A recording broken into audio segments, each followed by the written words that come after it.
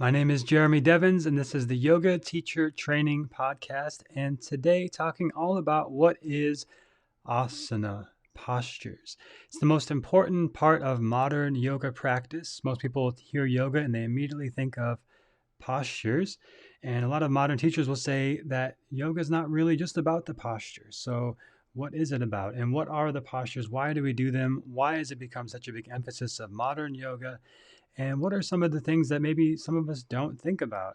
There's a lot of deeper layers and nuance to understanding asana really well that I'll get into today's episode. As always, if you want to learn more, check out quietmind.yoga, where you can get the free guide to cues, which I'll mention at the end of this episode, is a good way to practice and study and experience what I'm going to talk about of why I think asana is so essential and some of the things that we might overlook with asana. So, first of all, to consider one of the main reasons that we practice this is that modern life pulls us in a million different directions. So, we've got our phones, our devices, our notifications. You've probably got multiple screens in your home, multiple devices, and you're always getting notifications and pushed and pulled in multiple different directions. Even if you try to avoid these things, it's just so ingrained in modern Western culture. And there's a lot of really good positive things about that. I'm not saying it's just a problem, but it has sped up over time and it's only increased, and it likely will only continue to increase over time. And I think this is part of the draw back to these older practices, these ancient practices of embodiment. And that's what I think the problem is that yoga asana really solves, is it gives us a way to practice embodiment. Right? We can do Pilates or lift weights or run or do any form of exercise if we want exercise and physical health benefits. But none of those have this component of embodiment and presence quite the way that yoga asana does. So when we're practicing yoga and we're teaching yoga, I think that is a big part of what we're actually doing beyond just make this shape with your body. Now make that shape with your body. And if you can't make this shape, you can do this shape, which I think is all very important. But that's sort of more surface layer of what's happening. But there's the energetic level as well. As I talked about in the last episode, if you didn't hear that one, definitely check that out. But we're using the poses, the asana, to get into our bodies rather than using our bodies to get into these shapes like contortionists would or like gymnasts might. And again, nothing wrong with that. It's just a different approach to using the body, mind, and breath. And of course, yoga is very much holistic, and you might even say a spiritual experience. At least that's my experience. What's yours? Right? I think that is a valid way of looking at it. It's a spiritual experience of using the body, mind, and breath to get into the present moment, experience of those things, rather than just trying to make shapes or go through the motions necessarily. And we're already so bombarded, so distracted, so overwhelmed, so much going on all the time. And then usually the solution from outside is add something. Maybe you just need a 5-hour energy drink, or maybe you just need to add this thing to your life, or this pill, or this medicine, or this thing on top. You need to be doing more and more and more, which is a very Western mindset approach. And the Eastern mindset approach is what is essential? What can we strip away? And what is the underlying essential elements at play underneath? And that brings me to really the first point of what I think asana is about. And it's in the source text of yoga, all the way back to the Yoga Sutra, somewhere around 200 BCE, maybe 200 CE. There's a debate on when exactly that was written, but somewhere around 2,000 years ago, it gave a clear, very clear description of what asana is. And that is sthira, sukha, asana. Sthira is effort, stability, strength. Sukha is ease, suppleness, softness, and being able to ease into things and to go with the flow a little bit more. So that we have this rigidity and this flexibility. And asana is a balance of the two. And every posture is meant to be some sort of a balance of the two. If we have too much rigidity, we become too tense and brittle and break and too controlling. If we have too much sukha, we might become too scattered, too dissipated, too diffused, to unable to get anything done and just kind of a puddle emotionally or mentally.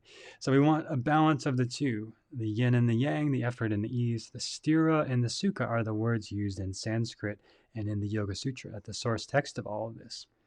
So that's it. There's no poses. There's no locust pose. There's no warrior two. There's no headstand in the Yoga Sutra. And that is by many accepted as like the main authoritative source text of modern yoga practice. But there's no fancy postures in there. It's just sthira, sukha, asana, which means, again, balancing effort and ease in any posture. Now, what does asana actually mean? Well, it's a seat for meditation. And most of these original postures were seated meditation postures. And what did you do in that seat, in that sit, when you're trying to sit to meditate? Well, it's kind of like what I talked about in the last episode. It's like you're tuning your antenna to receive this frequency of divine intuition, centering, source. There's a lot of words you could use to describe what happens when you do that. But ultimately, it's to the eighth limb of yoga. The final of the 8 limbs of yoga is samadhi. Samadhi is like this altogether complete wholeness and presence. So this equanimity, presence, wholeness, and that in some ways is the end of the 8 limbs that we're getting to with each asana. In some ways, it's the beginning, because now we can experience and enjoy and receive our lives from this clearer, receptive state and this more aligned, centered place, which is very different than if we're scattered, anxious, reactive, afraid, any of these sort of things. And I'll share a personal story about this. Is several years ago, I was in this apprenticeship with this amazing woman who's formerly based out of Austin, Texas, but she had this nonprofit that she started working with kids from all around the world, this amazing organization. And she did apprenticeship. She had studied with her uncle, who was a healer, and learned these very unique healing modalities. A lot of it overlapped with Vedic thought and Vedic teachings, things like the koshas, but he had different words for it. So one of the things she had us do was to become more aware of subtle energies in ourselves and in each other. And she had us do this exercise, and it just so happened that I wasn't there that day. I don't remember exactly why, but it's very interesting that I wasn't there. So what the exercise was she had all of the 20 plus students line up from the order of who seemed to have the most of the earth element in their presence and energy, and who seemed to have more of the air, ether element, more spacey versus more grounded. So on this spectrum of the elements from earthy to spacey. And she had everyone line up and do that. And I actually felt a little bit hurt when I heard what happened, because I wasn't there. And they said, well, you weren't there. So we just said, Jeremy would probably be somewhere towards that end on the spacey side of things. And I was like, wait a minute. No, I'm pretty grounded. I'm not spacey, right? And it was almost like a negative thing. And, at the moment, my ego was sort of bruised. Like, I want to be perceived as grounded. I don't want to be perceived as spacey or potentially unreliable or flighty or anything like that. But it wasn't really meant to be a negative thing or a judgment thing, just a sort of awareness thing, that some people have more access to earth, some people have more access to ether, and either one can be great, right? For somebody who's like very practical and down to earth and like a athlete, you want a lot of that earth energy. Mechanic, these kind of things, you want someone very practical. If you're going to work with a healer or like a psychic or a medium or an astrologer like I am, you'd probably want somebody who's a little more connected to the ethers and the space and the subtle energies and intuition, which I was perceived as far onto that spectrum. And it did hurt my ego a bit. And I was like, I want to be more grounded, and I don't want to just be spacey. I want to have access to both, because again, if we have just too much of one, we create imbalances. And what I looked to address this was, first of all, not seeing it as a problem, not seeing it as like an attack on me and my character. But it's just funny that I was absent that day. Like, if somebody's going to be in the most etheric, spacey spectrum, and then they're so spacey they're not even present, that's very spacey, right? So I can see that. And I did have feedback from other people at that time of like, people had asked me, like, what grounds you? Like, you're just so, like, you're not present. You're not fully present. And I felt like I was trying to be. I felt like I was, but they were giving me the feedback that I wasn't. So I accepted that and took that into consideration and looked at, like, how is that true? All right. Anytime anyone gives us this feedback that we feel at odds with or we want to push up against, it's very likely that there is some truth in it and something for us to learn from it. So I was like, well, what kind of embodiment practices could I do? Because at the time, my yoga practice was primarily meditation, pranayama, and kundalini yoga, which is very spacey. And you're often wearing white all the time, chanting mantras, building all this spacey, etheric energy, which again, not a problem. It really helped me get out of my depression that I was in several years prior. But it's not a place that we want to be stuck in and only live there because, yes, that can lead to a lot of issues of not being responsible, not showing up to the training that you paid for, and not being reliable in those ways. So I decided to go into more yoga, asana, physical practice. I realized at that point, the time when I felt the most of my body most present was when I went to a level 2 to 3 vinyasa class on accident a couple years prior. When I first moved to Austin, it was the first class that I went to. And there's so many yoga classes, I'm going to try one. And I just went to the first class that was available, like as soon as I got there, around 2011. And it just so happened to be an advanced vinyasa class, very hot room. Everyone's very experienced, very embodied. And I had mainly just been doing like Kundalini yoga at home at the time. In Minnesota, I just moved there to Austin. Minnesota's very cold, very spacey, etheric kind of feeling in the cold weather in the winters.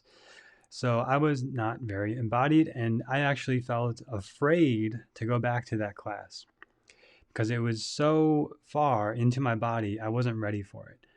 So some of the Kundalini stuff I was doing was very physical. It did get me in more of my body. But all this to say, I knew that the time when I felt the most embodied was in that very, very physical practice. And I used to lift weights before, so yes, that was very embodied too, but not really. Like I was just like kind of going through the motions when I was lifting weights before in my early 20s. Like I didn't really feel what was happening because I didn't have that skill. Yoga asana gave me that skill of embodiment and presence. And this is why I think it's so important to not undervalue or overlook the healing capacity of doing physical asana. If I had just gone to sitting in meditation in seated asana, which is actually what the oldest text point to, is like just sit and meditate, that is the asana. If I had just done that, I would have stayed much more in that etheric realm, which is totally fine, right? If I was going to be an ascetic, live in a cave, be a renunciate or a monk, perfect, perfect thing to do. Just sit and meditate, not a care in the world, totally fine. But I always felt this pull, like I want to help more people. I want to create a business. I want to be in the world. Like I like having nice things and experiencing nice things at times. Right? I'm not like super extravagant, but I do like the sort of householder modern lifestyle. I like technology. I appreciate these things. So I chose like I wanted to do that. I wanted to go into that being my spiritual progress and path to become embodied, to become human, and not just be a spiritual being having a spiritual experience, but to be a spiritual being having a human experience and to get to really experience being human. And yoga asana was the gateway to do that. And the second real point that I want to make, so there's 3 points. I know I'm talking about a lot of stuff, but the first point was that what yoga asana is sthira sukha asana. The second point is it brings us into proprioception. That is awareness of what's happening in the immediate environment. The third thing that I'll get to in a little bit is interoception, which brings us into an awareness of what's happening internally. So this proprioception helps us become more present to what's happening all around us instead of being detached from it. So another quick example was I was doing therapy with this amazing therapist at the time who I met through my Kundalini training, actually. And one of the things she had me do, which seemed so boring and basic at the time, was during a therapy session, she said, let's just sit down and just have you look around the room and just tell me what you see. And my first thought was, we're in an office, there's a chair, there's a couch. Okay, let's talk about what's going on in my head. It's like, I got it. And there's this part of me that's always like that. It's just like, okay, I got it. Let's move on to the next thing. And that was the spacey part that wasn't fully present. So I slowed down. I noticed there is a texture to the ceiling. Right? Looking around, there's a little smaller book here on the bookshelf next to a bigger book. Right. So it's just like these really small details. I noticed that book is like a cream white color. That book is like a brownish black color. Right. So noticing these little details that I would have, and I, for many years, of course, just immediately overlooked. And that's an example of proprioception. And that carried over into my yoga practice. So being in like pigeon pose in a yoga class and noticing not just, okay, I'm stretching my right hip here or something like this, or I'm just in this shape. Okay, that's where my leg goes. Okay, got it. There. And notice my breathing. Okay, got it. Check. Right. But to go another step of, oh, I can hear this little sound, like this creaking of the floor in the distance, or the birds chirping outside the window, or the sound of traffic off in the distance on the road. And to notice, okay, and go a little layer deeper of, I can hear somebody breathing next to me. I can hear the teacher walking slowly across the floor very subtly. And to become more aware of what's happening in my environment instead of just dissociating or detaching, which for me was a very helpful coping skill in my childhood to just sort of get out of experiencing what was happening in the present moment. And this is a very common thing for children who have maybe difficult or traumatic childhoods, where you sort of dissociate and it becomes safer to not be fully present because then it's a lot more painful if you are fully present. So, in doing this process of going from being more dissociated, detached, not present, to being more present, I started to uncover a lot of these old thoughts and patterns and journaling and other stuff outside of yoga. But really, the work was happening in the postures. So every time I'd go to class, now I'm aware of what's happening in the room, what's happening around me, where am I in space, in the environment, not just getting into the class and then, okay, yoga is the time to just check out and zen out, as some people say. It's like, no, it's actually deep work. It's the time to practice being fully present and not check out and to notice when I do and what happens there. Another quick example of this is doing a Vipassana retreat. 10 days, 10 hours a day of meditation. For the first 5 days, every time I would do the body scan and get to my stomach, just totally check out. I could feel my face, my arms, my chest, everything, and then get to my stomach, and then suddenly it's over. Right? Get like 20 minutes in, and I get to my stomach, and then the next 40 minutes just disappear over and over and over again until I was determined, like, I'm going to feel what's happening in my body. And that's the interoception, which I'll get to in a minute. But it was this idea of being determined not to check out. And that's what I started to learn through asana, was this determination to be present in my body. And my mind can just go so fast and have so many ideas. But the present moment is just simple. It's kind of boring. It's very simple. Just there's a black microphone in front of me, right? There's a red light on it that you can't see.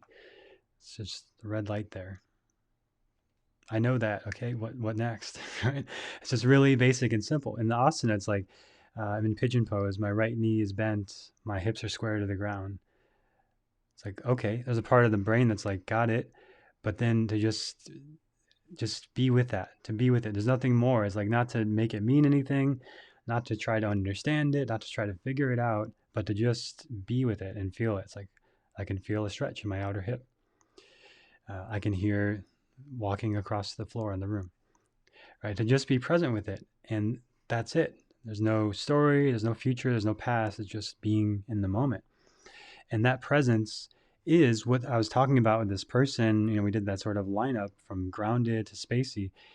That person who's very grounded is just sort of matter of fact. It's just simple. It's just like, this is what it is. I'm here. And doesn't need to be about chakras or koshas or doshas or gunas or these subtle energies. I'm just here. Right? And there's a sort of gravity to that. There's a sort of stability to that, and simplicity and security. Especially if you had a chaotic childhood, right? That was a foreign thing to me, having a chaotic childhood. So just be like, okay, just here, not going anywhere, simple. Right? It's even hard to say anything else about it. And it addresses Maslow's hierarchy of needs as well, because and the base at the bottom of Maslow's hierarchy is just security, survival, basic needs. And if we don't have that, then we can't really progress up that hierarchy of needs. If we try to just go straight to the top of actualization, which is kind of what I was doing in my life at the time, just going straight for actualization, spirituality, this is what people call spiritual bypassing. This is what frustrating for me, because I felt like I had done a lot of work and I had looked at a lot of things, and I was just sort of seeing the best in everything and the best in everyone.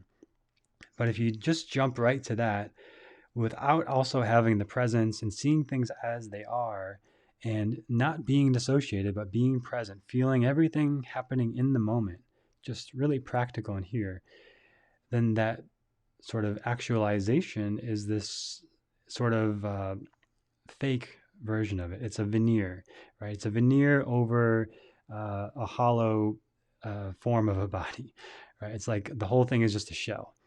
But the real actualization comes as like a, rather than a shell, but like a layer on top of the body, the presence, the real living, breathing human being, which has ups and downs, good and bad, light and dark, and this expression of the divine through it as well. And this is happening in every asana to a degree, right? Get in pigeon, you feel everything happening. And it's not just the physical part, it's also the spiritual part, but it's both, it's all of it.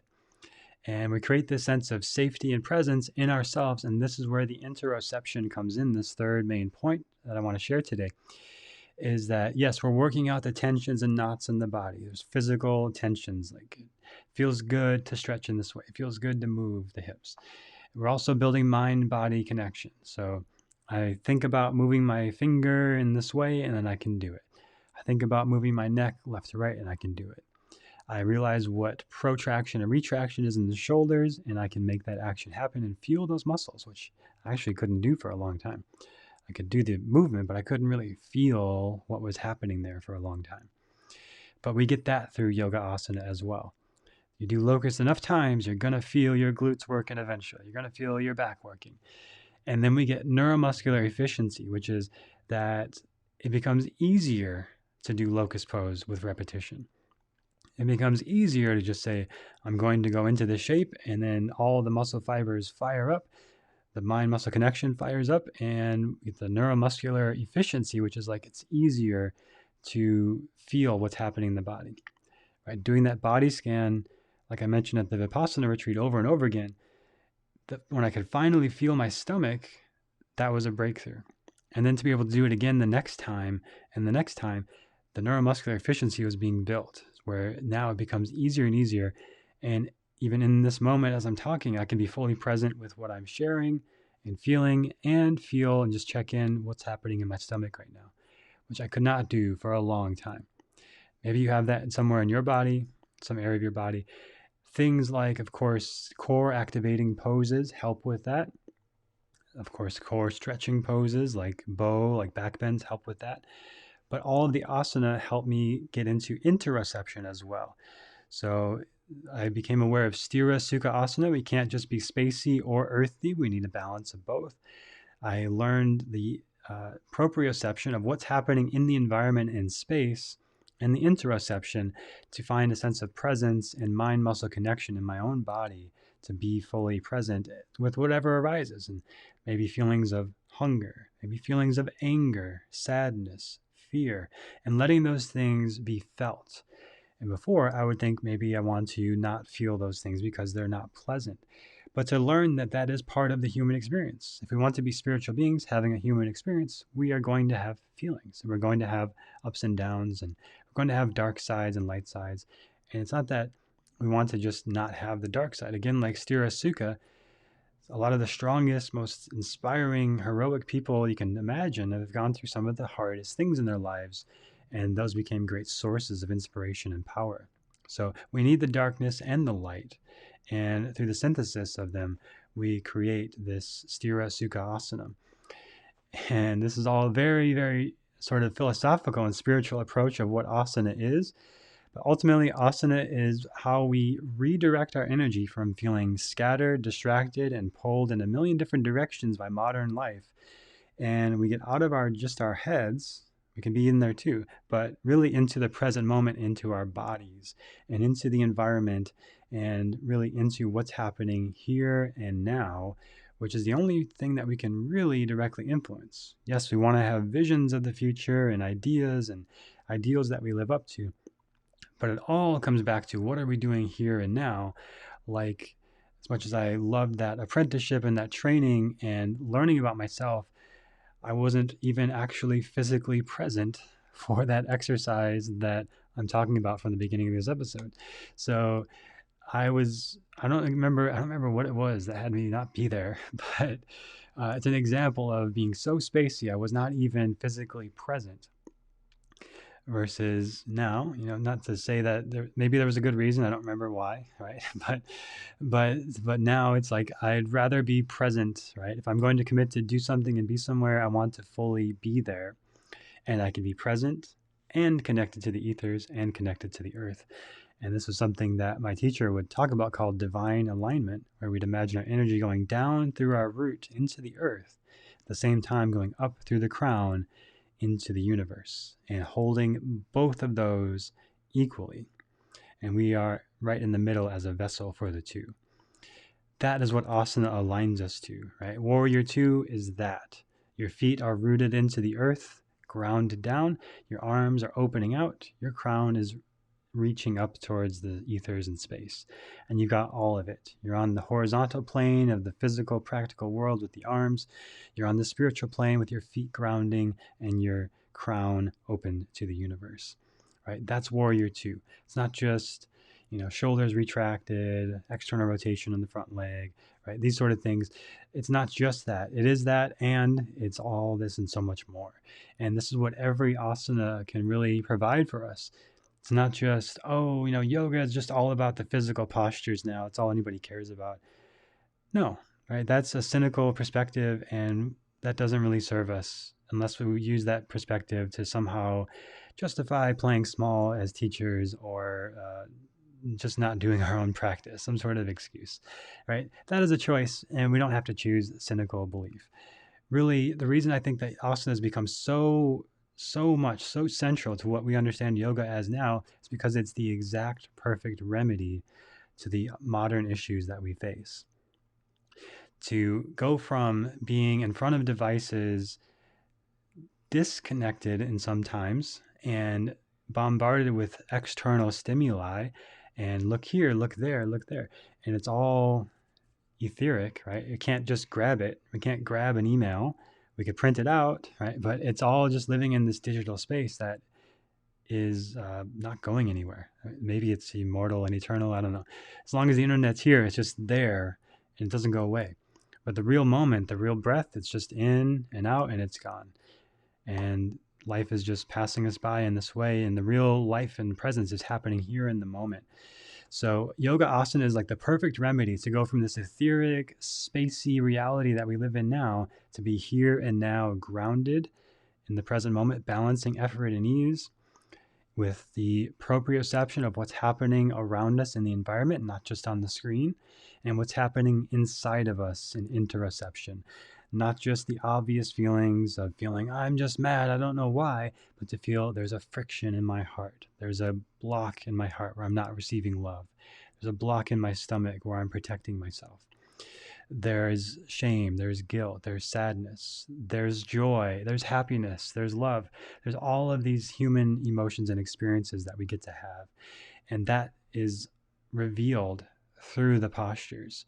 Whether we go into Sukhasana or Virabhadrasana or headstand or handstand, whatever it is, just doing the physical asana does not just have to be a performative act.